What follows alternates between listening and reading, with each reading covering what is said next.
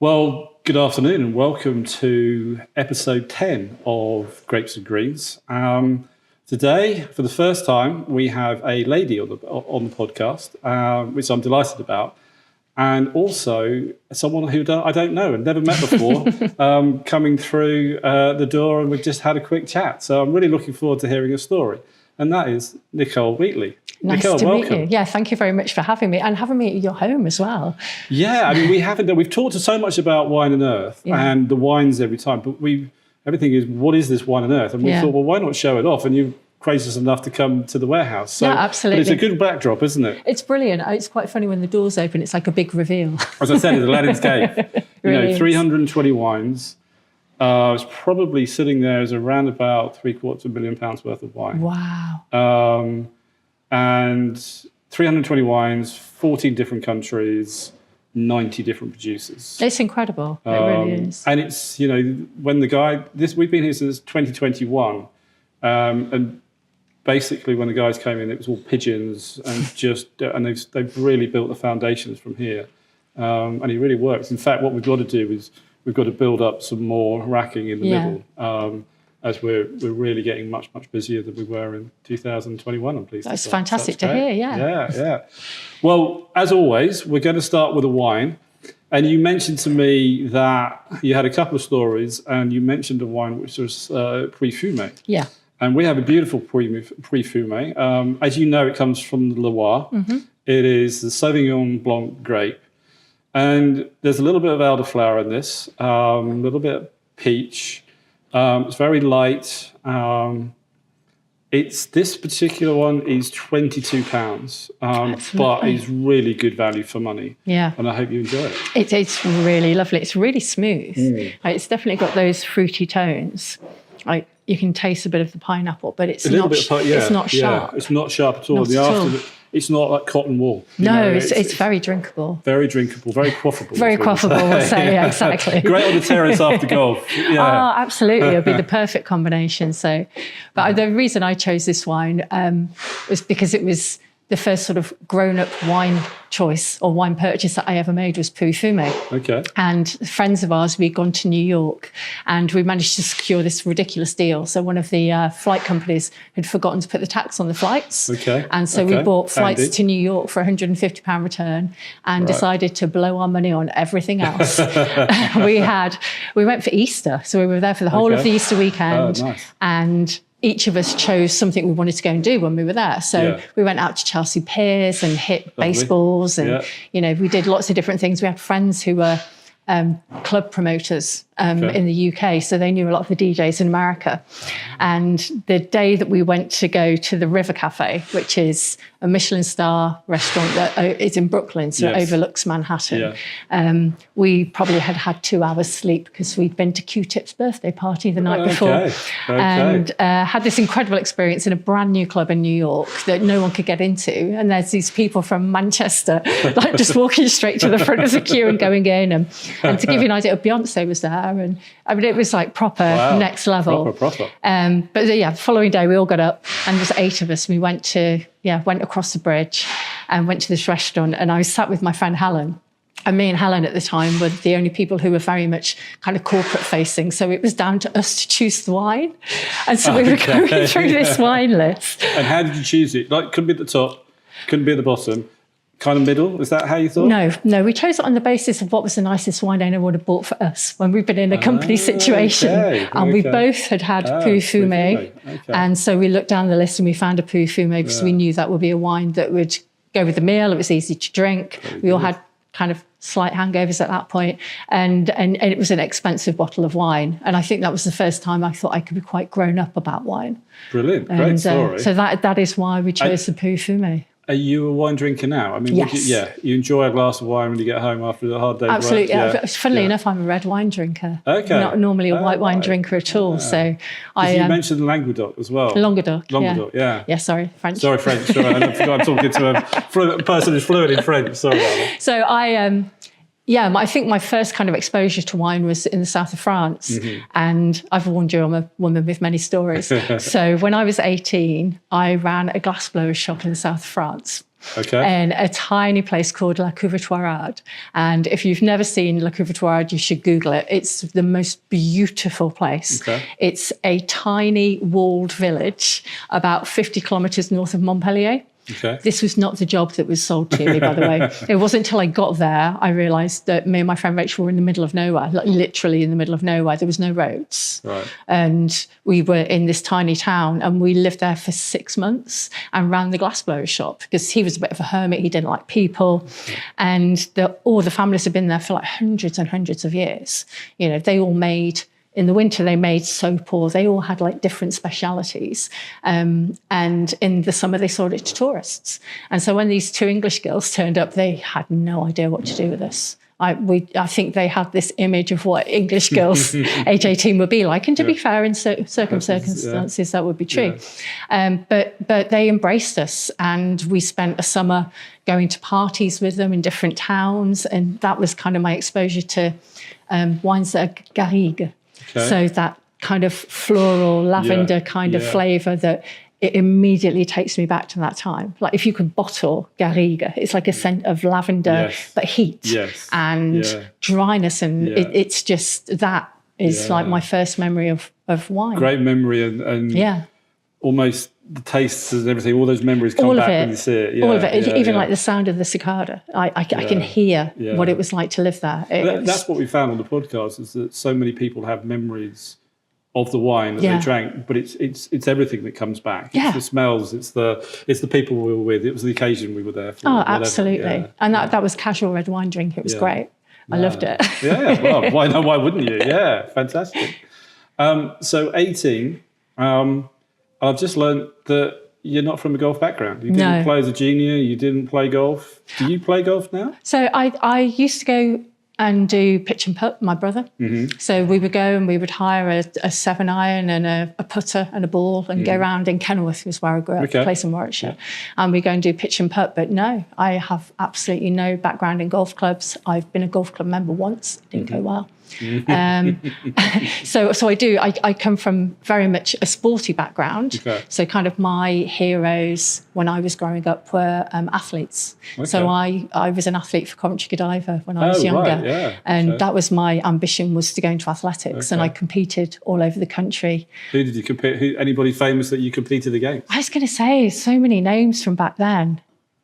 But there's nobody that sticks out in particular, but I loved it. And I would watch the likes of Fatima Whitbread and people like that, and these strong, successful athletes. And it just showed me that, if you put the effort in and you have the time and you work hard, you can actually aspire and be successful. And this is at a time when you had platforms like A Question of Sport, where you got to know those individuals and you realised they were real people with lives and families and children, and there wasn't a choice between being successful and being these people. They were together. And I grew up in that kind of environment of sport was really important in my family, and I was encouraged to be sporty, but golf was not one of the things that I was encouraged to do at all. But it's nice that you're encouraged to be sporty, because a lot of girls, or ladies I know, it was never something that they were pushed into or even considered. And what I love today, I go over the park on a Saturday and it's boys and girls playing football, and it's there's no barriers, all together, which is fantastic. And so old I am, but my great niece, she's now wanting to become a professional football player, and she'll be 16 this weekend, and I've watched her. She's a really good player. But what I've been most impressed about is that the grassroots level, and they're playing on far better pitches than I did. In the late 70s and the 80s when I was wanted to play football. And money is being put into the ladies' game, which I think is fantastic. I mean, the Lionesses, obviously, in 2022, that was massive for women's football. And again, this summer, hopefully, it will be without any other, major men's competitions on. No. That hopefully, again, they go all the way through to the final, and the country really gets behind it. But again, once again, it highlights women's sport and women playing golf or any sport, which is fantastic, I think. I think any kind of exposure that women's sport gets is to the benefit of the women's game. Yeah. I think progress in any part of women's sport is very slow. Yeah. There's very few clubs, even in football, who support the women in the same way that they do the men. Yesterday it was announced that Everton are keeping their club for the women to go and play in that stadium. So they have their own independent stadium. And that's massive. That's never happened before. No. We're saying Dale, our chief executive, is a massive Everton fan. And he drove all the way up to Everton, say goodbye to Goodison, and on the way down he heard the news. Yeah. And it's like, actually, that's brilliant. It's incredible. But, we thought we were going to basically see it bulldozed. I wanted to go and see it beforehand. And that's brilliant, isn't it? That would have never happened 2 years ago. Oh, not at all. And there's little things as well. I don't know if you were watching the Champions League semi-final. I watched the Champions League semi-final, and Barcelona were wearing a shirt with their tick. The Nike tick was like that instead of the other way around. Yeah. And it's a campaign that everybody in the Barcelona team was wearing the same tick. Okay. And it's to highlight and promote women's sport. Okay, brilliant. And to show that everybody's the same, not everyone's different. So I didn't know that. But there's little things like that that, if you're perceptive and you're watching these sports, there's so many things in the background that are trying to prompt those conversations. And I think that's what it is starting the conversation. I don't think with any of the barriers into women's sport in general, it's not that people don't want to, it's that they don't know it's a possibility. Yeah. And actually, when we're having these conversations, it's like, so girls can go and do this, or, women can go and do this. And it becomes that awareness. And, why it's important to see women referees, or, in snooker to have women. Is it referee in snooker? Umpire, referee? No, referee? One or the other. Referee. Umpire? It's umpire. There you go. But to see women in those roles, and there's always going to be a backlash of, why is a woman, refereeing a man's sport? Yeah. Does it matter? No. It shouldn't matter. No. It shouldn't matter at all. I agree. Totally. And I'm pleased that in golf things are moving forward. Thanks to you, by the sounds of everybody I've been speaking to. And I think basically, your name came up first and foremost through a lady called Kelly Tidy. Yeah. And Kelly, we've been working with Golf Breaks, and obviously a previous podcast, we had the pleasure of Andrew Stanley being on. A big workforce, a lot of whom are women. They are, And Kelly has done an amazing job. But one of the things that really resonated with me was, said, you've got to get Nicole on. She came down to the office and she gave a great speech and a great presentation to all the ladies in the office. And she said, if I had met Nicole when I was just turning professional, I think I might still be playing professionally. Wow. And the reason for it was there was so much pressure because I didn't think there was anything else. Yeah. I just thought I had to make this work. And then if I didn't, oh my God, what's going to happen? If I'd met Nicole and said, you can do all these things, I would have relaxed and thought, well, there's a plus side. I can go and do what I'm actually doing today, and my golf would have been so much better. And that really resonated with me. I thought that was amazing to think like that. Obviously, being a male, I didn't think about that. There were just opportunities. But for a top female sports person to actually be pressurized and think, I've got to do this, otherwise there's nothing else for me. It's totally wrong, isn't it? It is totally wrong, but I don't think that is only the case for women necessarily. I think that when you've got to kind of the top of the elite amateur game, the question is, what do I do next? And the obvious route is to go into the professional game, but it's really hard. It's not an easy thing for anyone to do. And the pressure that is put upon you to be able to do that is huge. But as a woman as well, the money in the professional game isn't as good. So, you might have to have a job that runs alongside your professional game. And if you're doing a job, you're not practicing as much as you should be. And if you're not practicing as much, you're not as good. And it's this big vicious circle that they can get into of, well, actually, I need to pay my rent. And if I pay this money to go and play in this event, am I going to win enough money to cover my costs? And so it is very, very difficult, I think, to break into the professional women's game unless you have the financial backing of your family or a sponsor or somebody who's going to pick up that, because otherwise, you can just fall away. And it's all results driven though, isn't it? Yeah, completely. Everything is results driven. Exactly. And I think that's one of the problems with golf in general. I was thinking about this down on the drive, and I know going off at a tangent completely here, but I think that one of the main problems we have in golf is that it's not a recreational sport. Bear with me, I'll explain what I mean. But it's not a recreational sport. So when you start in golf, whatever age you are, when you start out in golf, you learn, you have a few lessons, you go out onto a golf course. What's the next thing that they make you do? Go and get a handicap. Yeah. And why do they make you get a handicap? So that you can actually play competitive golf. Well, actually, a lot of people don't want to play competitive golf. Yeah. And at that point there, it stops being recreational. Yeah. Yes, the handicap system gives you a way to compete against other people on an even playing field, but it's forcing you to be competitive, and it's forcing you to take part in competitions. And if you don't take part in competitions, you don't put your card in, then your handicap can be affected.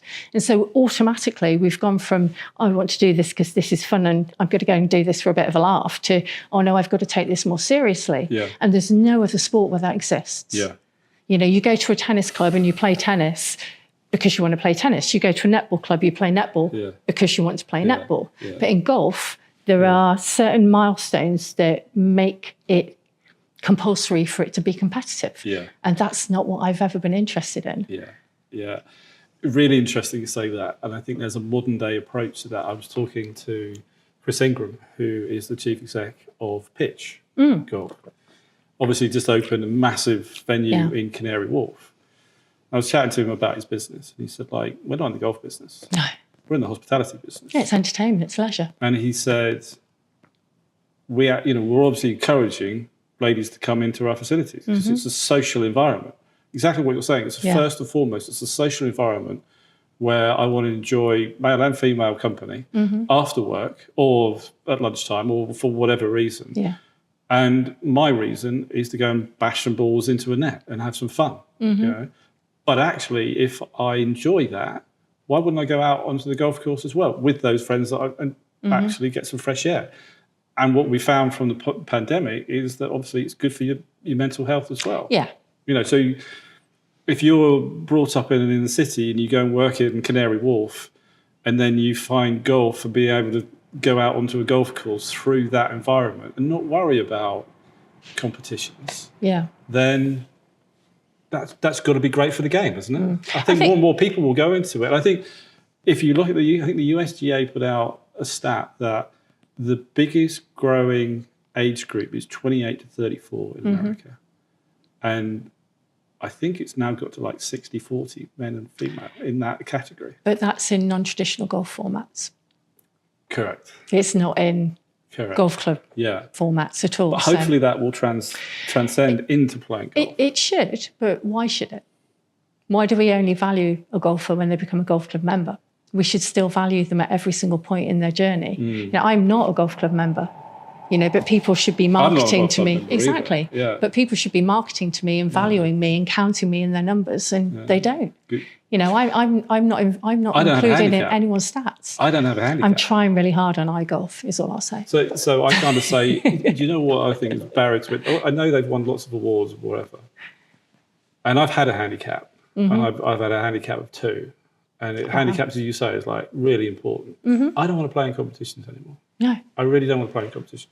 I want to play against 2 people, or me and Ash will play against 2 people, or just you and I play against. Yeah. Well, it's fun. Okay. If we want to play for something, we play for something. But it doesn't mean that I've got to win a big trophy, or people see me on the list of what I shot and all this kind of stuff. That's what I want to do. And we come out with games. So my son, who's club champion at Guildford. So he loves playing in the competition. That's fine. And they should be able to do that. But he said, Dad, I played this game the other day. It's called On the Train. Right. Never heard of it. No.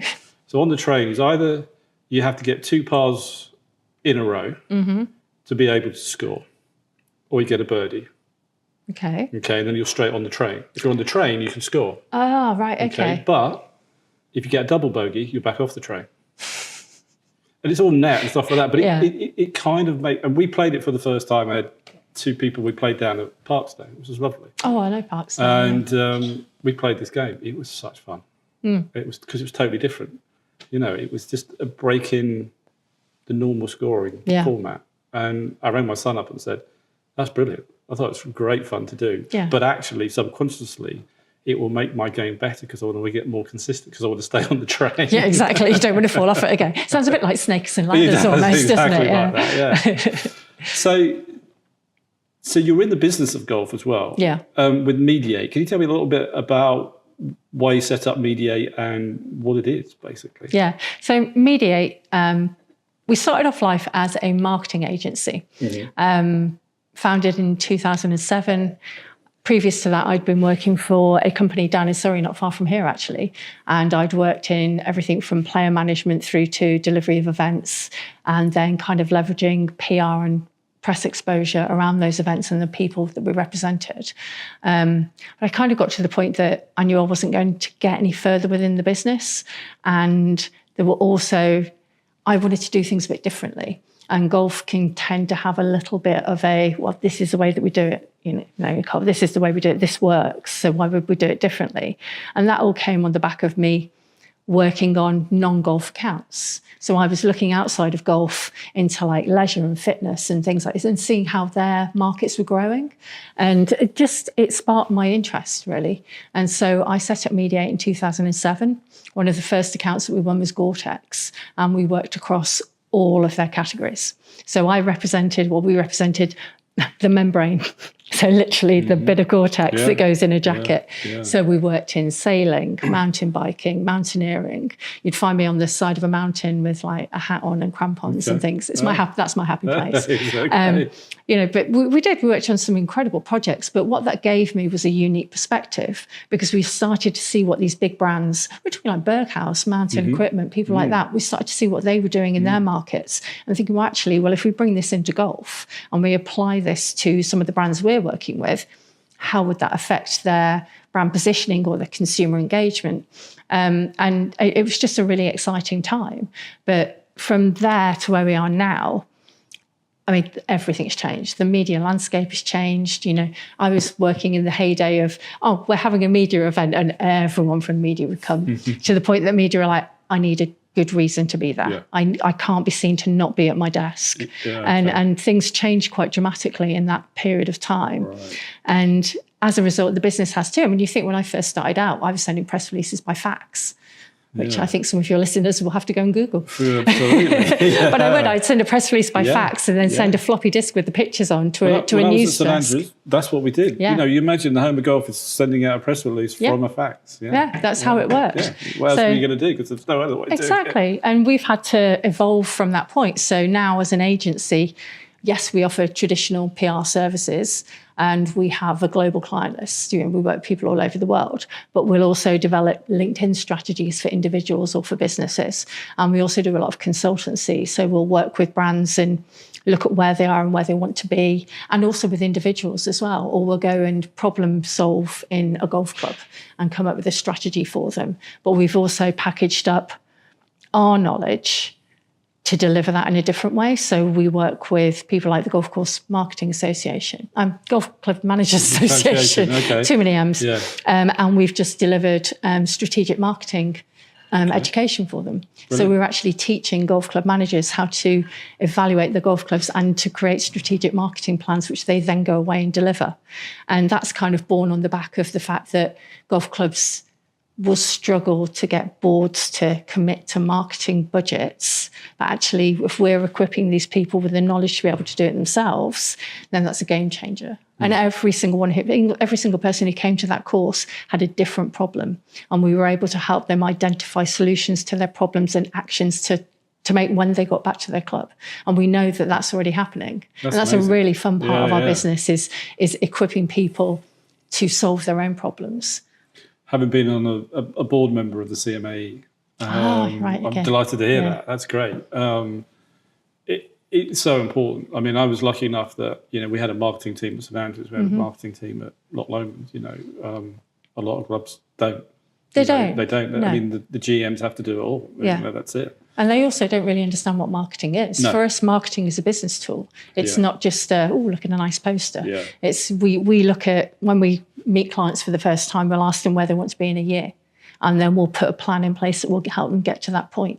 We're really transparent about what we do, and it's all about return on investment. We understand there's a lot of awful marketing agencies out there who've given us a bad name. And sometimes the biggest problem you have is trying to persuade them that your network is valuable. You know, I've spent 25 years working in golf, and I'm probably 2 people away from anybody you want to go and meet. But that comes with a value, you know, and that experience can sometimes be overlooked.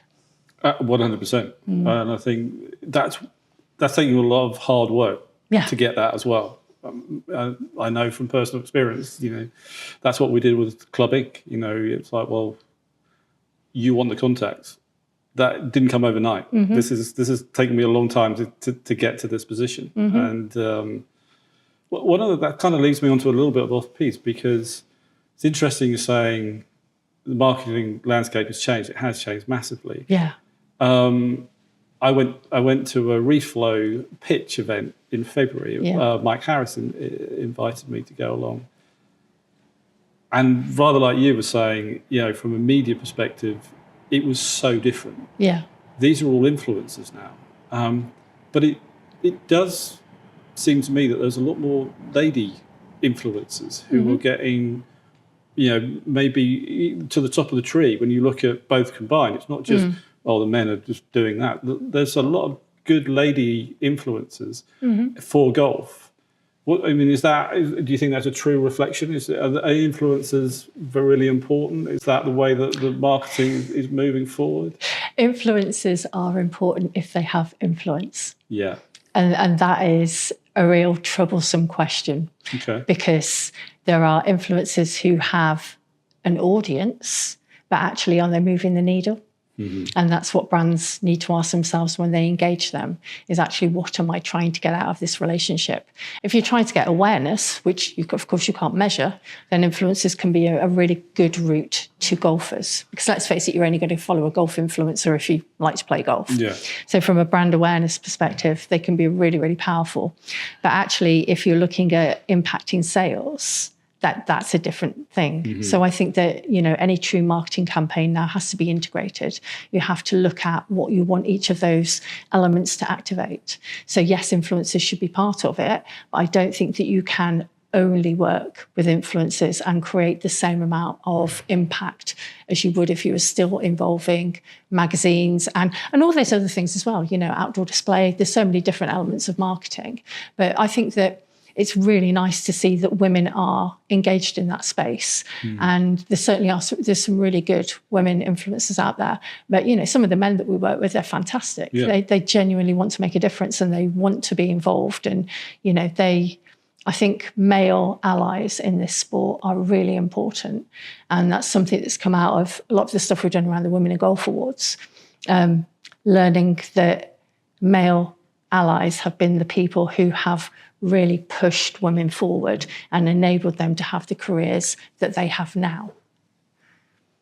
That's big, and I think that's moving forward. I think again, it's the younger element who are probably doing that. I think I look back at I was one of the youngest GMs in golf, and I remember turning up at the golf club managers associations, you know, and it was and they were all at least 30 years older than me. And and I was thirsty for knowledge. You know, I really wanted to learn. And it was really, we'll have a gin and tonic and go and play golf, and then we'll have another gin and tonic and, you know, a glass of wine, and away we go.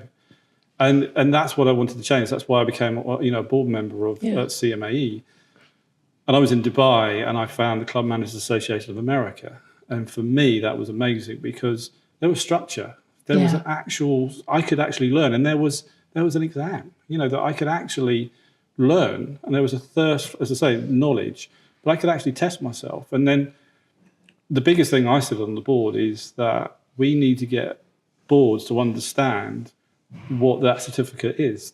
Bigger actually had done a fantastic job for greenkeepers because that resonated with them, and they had a whole structure. You need to have it, otherwise your golf course could be in danger of being ruined, you know, that type of thing. Whereas a club manager was like, wow, what does he do? We could do that job. It's not a problem. And that's what we had to do. And I think actually under the current regime, both the CMAA and CMAE have done an amazing job in actually highlighting what a good general manager is and what they do. And it's a lot. Yeah, it is. It's a huge job. It really is. It's one that I wouldn't want to do. And when it comes on to my next question was, and it was kind of asking about women, but I think, do you think that the pandemic had a massive influence with those type of things, where I saw it personally, where people would get together just to go and play golf, because that's one of the very few things you could do. Mm-hmm. And everybody said, like, well, why don't you come and join? It doesn't matter who you were or whatever. It's like, come join us. Let's all go out and play. It was like a secret club, wasn't it? I'm not playing with her. I'm not playing with him. It's like, just go out and play. We're so happy to be out. Yeah. And I think what's happened from there is that we've kind of moved forward. And I see that more people are more accepting. Those barriers were broken then a little bit. I don't know if that's a true perspective or not. I've thought about this a lot. I think it varies from place to place quite dramatically. I think there are a lot of clubs who sat back on their laurels and went, oh, this is brilliant. We've got all these new people, and thought that would be like that forever. And actually they hadn't put the hard work in to draw these people in, so they hadn't understood their audience, they hadn't understood who their new members were, and perhaps they haven't therefore delivered the services and met the expectations of those new people coming in. In terms of the balance between men and women, I'm told that, yes, more women are playing, but actually proportionally the numbers are very similar to what they were pre-pandemic. So although we've had a massive spike in women participating, the amount of men went up at the same time. So actually, if you look at the proportions in terms of club life or, memberships and stats, it's still the same. There's just more people. And more is good. Don't get me wrong, absolutely. More is always good. But actually, have we made massive inroads into creating equity? So getting more women into golf clubs, I don't necessarily know. And my personal experience of golf during the pandemic and afterwards was pretty awful, I'll be honest with you. Really? So I did go and play golf at my local golf club, and I was given a membership in return for some work that I was going to do for them. And at no point did they engage with me personally other than to look me up and down or tell me off. And it was just the most horrific experience, because as me, my background in my real job, telling everybody that golf is changing. And actually, I had women chasing me down the fairway, telling me that I'd stolen their tee time. And this was in a time when you didn't actually have a tee time. You just turned up on the tee and there was nobody there and you played. And, when things changed and they were a club who chose to go back to their original booking system. And I phoned up, I'm like, well, how do I book a tee time? And I got laughed at. I'm like, well, this is not okay. And then I decided to have lessons in the golf club. And I was introduced to some other women by the pro. And I swear to God, a man in the bar went, oh, here's so-and-so in his harem. And I'm like, this is just... So when you ask me, have things changed? The landscape has changed, and some clubs are doing phenomenal, incredible things, and we should be really proud of what they're doing. But actually, on a much wider level, I think there are still a lot of things that need to be better in order to get more women into golf clubs. Do you think that's a reflection of the society still as well, or is that just in golf? I think society has changed quite dramatically as well, particularly in, the last sort of 10, 20 years. My experience just of life in general is very different. And I think that is reflected in golf clubs. And I think we have to remember that as well, is that a golf club is like a microcosm.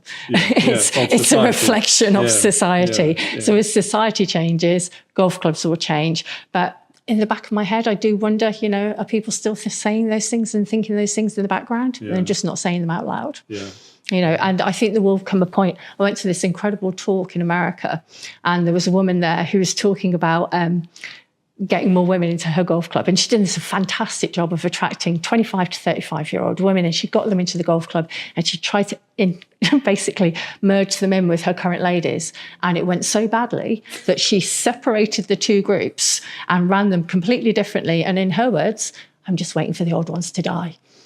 And she was at that point of like, she had all these women and she couldn't put these two groups together because their wants and needs and desires were completely different.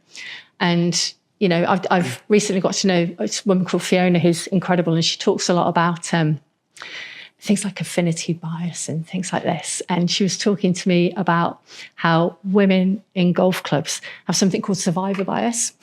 So they have survived the way that golf is. So they've played off tees that aren't necessarily equitable, that they have thrived in an environment where they've been in the minority and they've been successful and they've won competitions. So when people come in now going, this isn't okay, they can't understand, because they've survived this. They've lived through this experience. So they have no compassion at all for these women who are like, well, I don't want to play on a Tuesday. Well, I've always played on a Tuesday. And it's those barriers we need to change. It's that mind shift.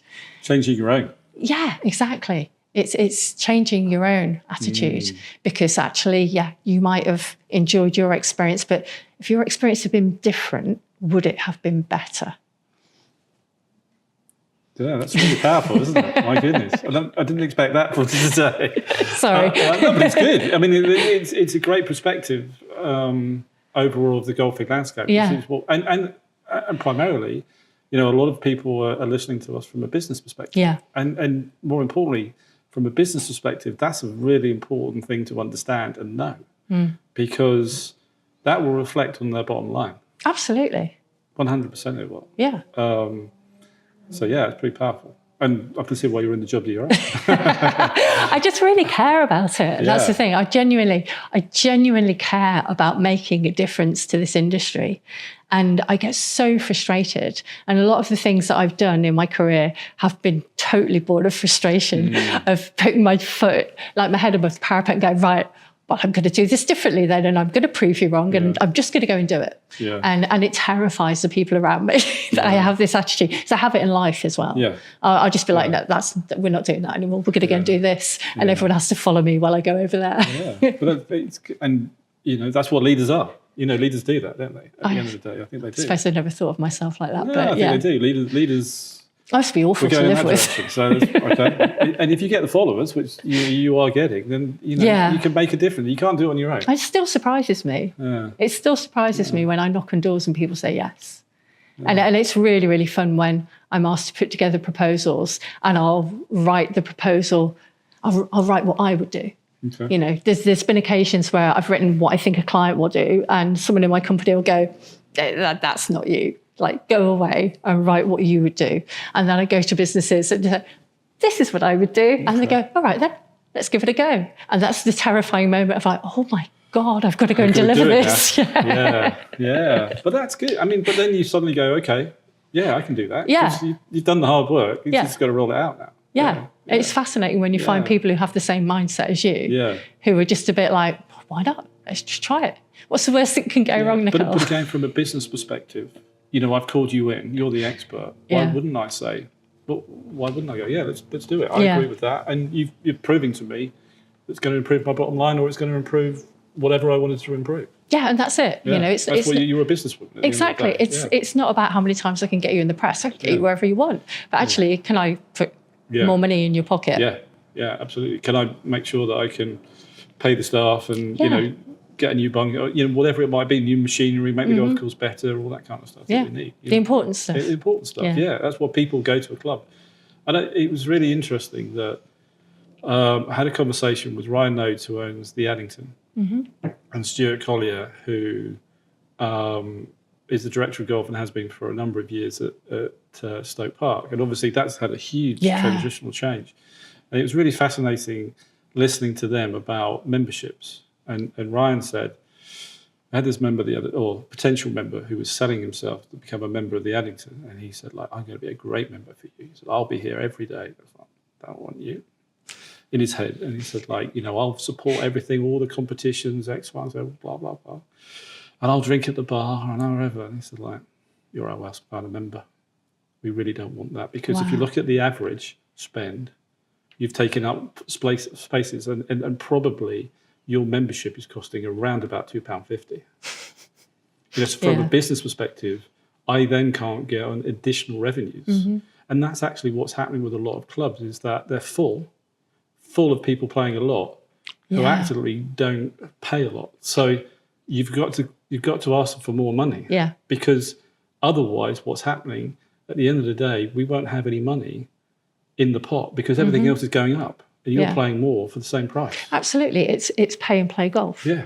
And that's all that people are doing. They're using a membership like they would pay and play golf. And that's not any good it's not good for a membership, and it's not good for a club, because a club needs community. Yeah. It needs people who are going to go in and they're going to spend their money and they're going to be in the clubhouse and they're going to bring their family and their friends. You know, you need that community There's that element. as well. But in America, what's interesting, you know, like the snowbirds will go in the younger fraternity who, I mean, again, golf is a different very different beast over there, yeah. But, you know, you look at their business model and they'll pay $25,000 to $40,000 down. Great golf course. Mm-hmm. It's got a few rooms and it's got a cool clubhouse, but it's not massive. And it's pretty much for people to go down there and play golf and drink beer and have a good meal, whatever, in a cool place. But every time you go, it's $1,000, and it's $1,000 for everybody, because you're bringing money. But I only want, 20,000 rounds a year. Thanks very much. Yeah. Because that pays for it. What an amazing situation to be in. Yeah. I mean, it's a totally different mindset. It's a totally different thing. But actually, if you break it down from a business perspective, one, you're not nickel and diming. I get accommodation, food, golf, some pro shop stuff for $1,000. I would have paid that probably anyway. By the time my green fee, this, that, and the other. But and it actually allows me to get onto this golf course that nobody else can get onto. Yeah. Because I paid this, but I'm still paying. But if I don't go there, it doesn't cost me any more money. Yeah. It's quite interesting, isn't it? It's quite interesting. We should open a golf club. That didn't come from me. That just came from the industry. So I'll get from there. Women in golf. Where do you see it in 5 years' time? What, women in golf in general? Well, explain to me that. You know, you've got Women in Golf awards. Women in Golf is a brand. So Women and Golf. Women and Golf. So Women in Golf is a magazine, and Women in Golf awards are mine. Okay, sorry. So two separate things. That's fine. So I set the Women in Golf awards up 4 years ago. Okay. And that's another story about wine, actually. Okay. Yeah. No. There's a wonderful man called Ben Blackburn, who's been one of my cheerleaders in the background for quite a long time now, and he sat me down in his in his place in Bramshaw Golf Club. Oh, yeah. And I'd gone to stay there overnight before I was going to do a speaking thing, ironically for Women and Golf. And I sat down and we were talking about, I just completed making a documentary with a team of people called Breaking with Tradition. And it was a brainchild of a producer called Sandra Majerine, this amazing French woman. And I was part of the team who'd made it, and we delivered it to Sky, and they were not giving us a date for it to launch. And we thought it was just going to sit on a shelf. And it was literally at that point, and I was just, we've made it through the pandemic. It was a big piece of work. And he sat there and he's like, right, 2 bottles of wine in, we'll have an awards. I was like, sorry. So I'll host it, so you don't have to worry about the cost of people coming here. It's great for PR. People will come down or they won't. You can launch the documentary. We'll show it here. Just see what happens. And then we sat and we wrote a list of everyone we knew between the two of us. And there was a lot of people on this list. So I'm like, right, okay. So I saw him the following morning and he turned around to me. He's like, so you've got 24 hours to decide. I was like, okay. And in that 24 hours, I was like, actually, let's do it, see what happens. Yeah. And so the first one we put together in 6 weeks, 80 women went to the New Forest from across the whole of the golf industry, and they all came and watched the film. And I was just in that moment of, I never expected people to turn up, and I never expected people to come and watch the film. And it was just this pivotal moment. And I can remember people coming up to me that night going, I didn't know there were female greenkeepers. And for the first one, we only had women in the room. And there was people like Vicky from IMG, and she turned around to me, she's like, I've never been in a room with this amount of women. She's like, I don't know how to act in this situation. I'm like, same here. It's like, I'm used to walking in the room and being the only woman. And it was incredible. But for that moment, these people stayed in touch. And they built their networks, and they there was women that night who were female greenkeepers who met their first female greenkeeper. Big one. So Amanda worked for me at Dundonald Links. Yeah.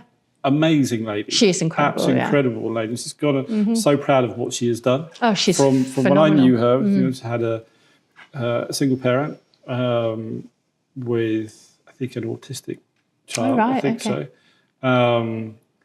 And to see how she's gone on, and then she worked at Loam, gone back to Dundonald. Yeah. I just think that's an amazing story. There are so many amazing stories, but that's the point of the documentary. Yeah. So the documentary tells the stories that have never been told. So the documentary was the first time that the day that the LET was founded was told on film. It'd never been told on film at that point.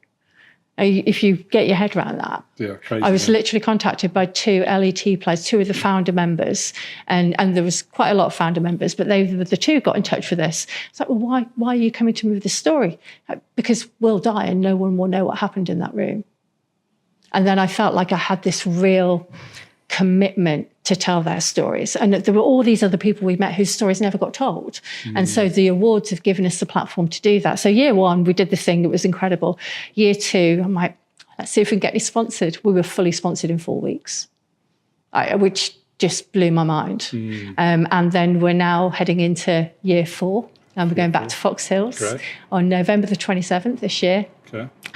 We are going to offer golf and lessons and education as part of the day. So giving women the opportunity. A whole day and an evening with the awards ceremony in the evening. Yeah. Okay. You know, and on the back of this year as well, for the first time, we had an education and insights day. So we invited all the previous winners and finalists to come up to an event which was curated by Bernhard Academy, who are specialists in education, and Colt Mackenzie McNair. And we sat with these women, we did this amazing education session, which was loads of fun. But then we had an insight round table where we got the women to talk about their careers and the barriers or perceived barriers of their experiences. And that's where we found out a lot of the commonality around how men were actually the facilitators for their careers. Men have the people who've lifted them up and given them the opportunities to achieve what they have done. So rather than, you know, them being a barrier or gender being an issue, actually it's not. The problem, so if you say it's a problem, the challenge that we have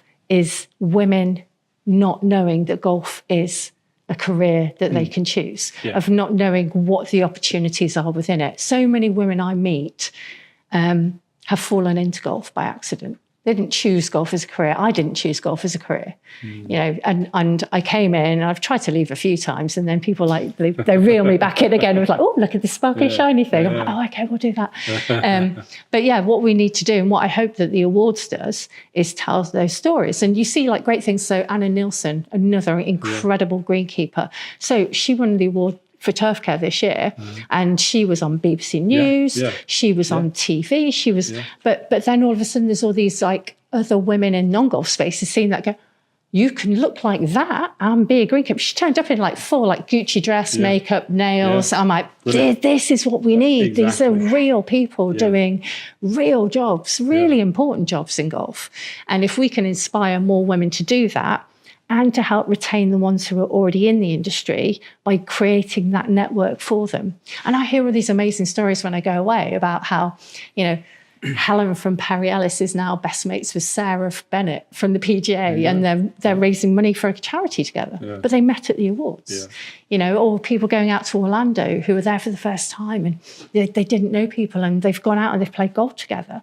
And that, for me, I can sit back at that point and like, my job's done.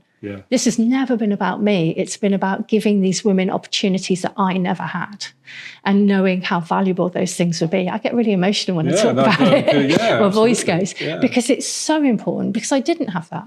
You know, I would walk into a big media event and I could name on one hand the women who would be there. And they're amazing women and they're my friends and I valued their support more than anything. But actually, the people who help me do what I do are primarily men, because I have to knock on their door and ask for money. And, you know, there's so many people I could mention who have never questioned what I've done. And they've just gone, come on, let's go and do it. We're in. What do you need from us? Do they follow that up with actually employing women as well? Or is it just here's some money and They really want to make a difference. And I'll tell you the thing that's changed a lot of people's mindsets is having daughters. Is actually having daughters and having a complete sitting back and seeing how different it is and how they're spoken to in with a different language from the way that men are spoken to. And it's amazing. Like, you know, my daughter's granddad, he's golf through and through. And I've seen his attitude change slowly over the last 10 years. And now he'd be appalled by certain things that he would have just, shoved under the carpet 10 years ago and not thought twice about. Yeah. Yeah. Well, that's great, though. Is there any way of monitoring how many women are coming into the industry? Are you seeing that more women are going into the industry, or is it just the same women kind of just more people coming? I think it's difficult to do. It's an interesting question. I mean, you should, at the end of the day, if you're good enough to do the job, doesn't matter. Yeah. But it would be kind of nice to know that golf is an industry that women feel safe and encouraged to come in and join. These awards will be able to do that, I'm sure. Yeah, absolutely. Yeah. I think, just from my own personal perspective, I definitely see the difference. And I see the difference with the generation sort of below me, without making myself sound old, but there's a lot of them, and they kind of travel in groups, which is quite nice. Yeah. But you definitely see that. But, you go to America, and if you look over the PGA show, you look over the floor of the PGA show, it's so much more diverse in terms of ethnicity and background, and there's so many more women proportional to men. It's you can see that it's different there, and I don't know what's created that. Perhaps it is because you have the college system and you have more women come through the college system, and they really try to funnel people into jobs in golf. They've kind of started to make that. And I think that's what we could do much better here. Coming back to the point we made earlier, though, do you think it's women partaking in off-golf course golf? Yeah, possibly. Who go I quite like this. Yeah. And there's a marketing or there's an engineering job or whatever it might be in golf. And they don't think of that concept because they've enjoyed their time at pitch or wherever they've been, and go, well, yeah, that's pretty cool. And the other thing is, my youngest son, who doesn't play golf, hates golf. His brother loves it. He's a fashion designer. Oh, really? And he, for the first time, two things. One, he said he works in Barcelona. He basically looks after all the outerwear for Mango. Oh, wow. And he sent me an Instagram post on a company that I cannot pronounce, never heard of. He goes, golf must be getting cool because this is a really cool brand. And look what they're doing with golf. And then I sent him, so we're seeing Danny Paccarelli at the Manor House this afternoon, and we're interviewing tomorrow. But Adidas Golf, again, influencers, but there was a lot of ladies there, and it was all about fashion, and it was driving that through. And they've really made Adidas Golf seem to have really picked up on ladies' fashion specifically. Anyway, I sent him that clip that they did at the Manor House. Yeah, and he went, "Cool." It is, and I think that's maybe where, again, they feel more relaxed about going into something that they can resonate with. Actually, it's become like, actually, I want to like that. That was quite cool. Yeah, it's about. I'd wear that. I think golf, it's always been about being part of a tribe. Yes. And if you can identify with the people that you're seeing, then you feel like you can become part of it and you can enter into that environment more comfortably. And I think that's really important. And, fashion is an interesting thing because fashion and golf have always evolved side by side. So even if you look back right to the very beginning of golf, the people who were playing golf there in Scotland were playing in +4s because +4s is what they wore to, walk through the heather and work their farms, or go shooting. It was fashion. Yeah. And women were playing in their dresses because that was fashion of the time. And if you follow those trends, it's the same until around the time of Seve Ballesteros, when actually polo shirt, trousers, we're happy with that, we'll stay here. And it's just plateaued from that point onwards. Whereas women's fashion is kind of carried on down that evolution a little bit. And, the things that you can wear to play golf. Now, I love a golf dress. I absolutely love and adore playing golf in dresses. I just always have. But 10 years ago, I couldn't buy one. No. Now, there's like this whole range and the stuff I want to wear. But I remember recently coming downstairs and my friends always laughed about the fact that I have this firm line between work and home life, like a really firm line. And to the fact that I have a work wardrobe and I have a play wardrobe, and the two things never used to like overlap. But I can remember coming down the first time I went to go for a golf event, and when my daughter was old enough to have an opinion, and she looked at me and she went, "What have you come dressed as?" I was like, "Thanks a lot." But it really was. She's like, "Just go back upstairs, please." And then I came downstairs like to go and play at an event at Walton Heath recently. And she's like, "Yes, this is more you." And I was like, "Oh my God." It was just so funny. But just that perception of like, what are you doing? Yeah. I mean, and that's similar, you know, like with Joe, it'd be like, "Dad, what are you wearing?" Yes. You know, and today go, "It's all right. Cool." Yeah, it's all right. It's cool. You can wear that. It's okay. Not going to embarrass me. Who would you say has been your biggest inspiration for women in golf, particularly? Is there one? Maybe it was the person who you talked about at Bramshaw. I think. Or has there been several? There's so many, but I can remember meeting women who. I admired what they did so much from afar. And I think because we are so kind of like segmented. I remember the first time I met Vicky Cumming, she was like a little superstar. And I was just like completely taken back. Bearing in mind, I was working with celebrities and things like this at the time, and they were just like 10 a penny. Yeah. But actually coming across a woman who made this like fabulous career, I found those people really inspiring and really, really interesting. But there's been so many people there's a guy called Graham Jenkins who's probably known me as long as Jamie Cunningham has. Okay. And and he's been that person who at points has just been like, just stop, think about it, start again. And he's always there, and he's always there when I'm just having that day of like, I don't know what to do about this. And I think when you run your own business, it's very hard because you have to put on this front of knowing exactly what you're doing all the time.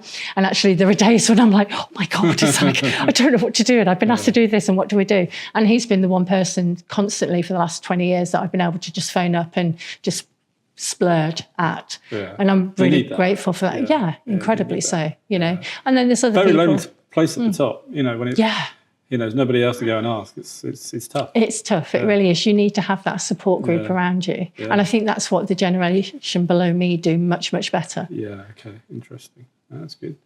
And then probably the final question, where do you see women in golf awards going? I mean, it's the 4th year. How big can it get? I mean, you see stuff in America. Is there opportunities to sort of bring everything together? BAFTAs or the Oscars of golf. Is that something that you're looking for? So it's an interesting question because it has come up recently. So we have been approached to take the awards to America and to Australia.